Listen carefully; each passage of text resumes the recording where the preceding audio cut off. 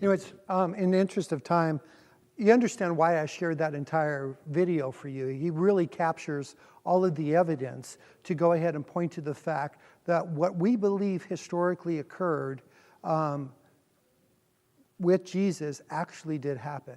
And it's a phenomenal set of beliefs to believe somebody rose from the dead. Who else has done that? People say all the time, well, death is it. Death's final. Death consumes all of humanity. We're all kind of sentenced to death. We're all going to die one day. So what's so significant about Jesus? Well, there's one man in all of human history that came back from the dead. And it changed everything. And there's so much historical evidence to support the fact that he came back from the dead that we should be the people that rejoice, because our faith is not in vain. It's a real thing. He's alive. He's willing to be, we should be celebrating him and just kind of recognizing him from that standpoint. Now, those were the historical facts. They came up with some theories. You notice that the soldiers came up with, they stole the body theory. And let me ask you this, from listening to some other things, why is this theory just more of a joke than anything else? Just knowing the story. Yeah. What's that?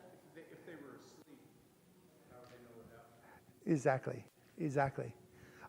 Anything else? Exactly. And would the disciples themselves allow themselves to be martyrs when they know that they have the body someplace?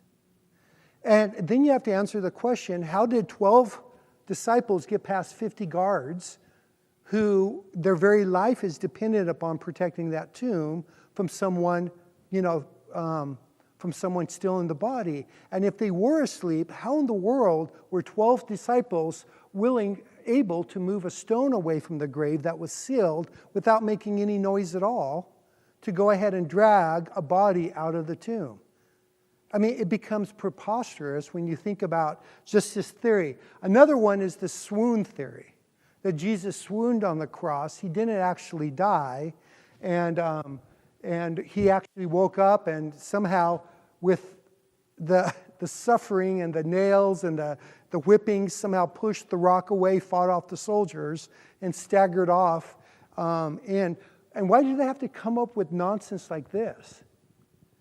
Because from a historical perspective, the evidence is overwhelming about what took place. They knew he was crucified. Evidence was there. They knew he was in the grave.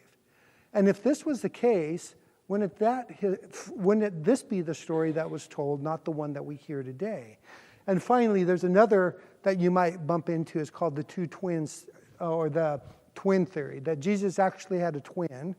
I don't know what the twin did all of these years. And he was just waiting to be crucified, I guess, at the proper time. Kind of the Tale of Two Cities sort of scenario, if you've read the book. If you haven't, that's okay. It won't change your life at all. But anyways, the twin theory is that he had another look-alike that did all of this, and then all of a sudden, him being the other twin appeared to people. It's kind of a bizarre thing. So what are we actually left with after all said and done? We're left with an empty tomb. We're left with a Lord that's resurrected from the dead to go ahead and confirm for you and I that God, through him, has vindicated his Son in such a way that if we believe in the things that he says and think about the things that he has said, that we will have life in him and in his name. It's phenomenal.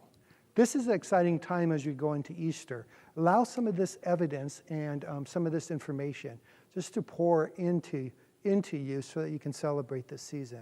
It's pretty phenomenal stuff.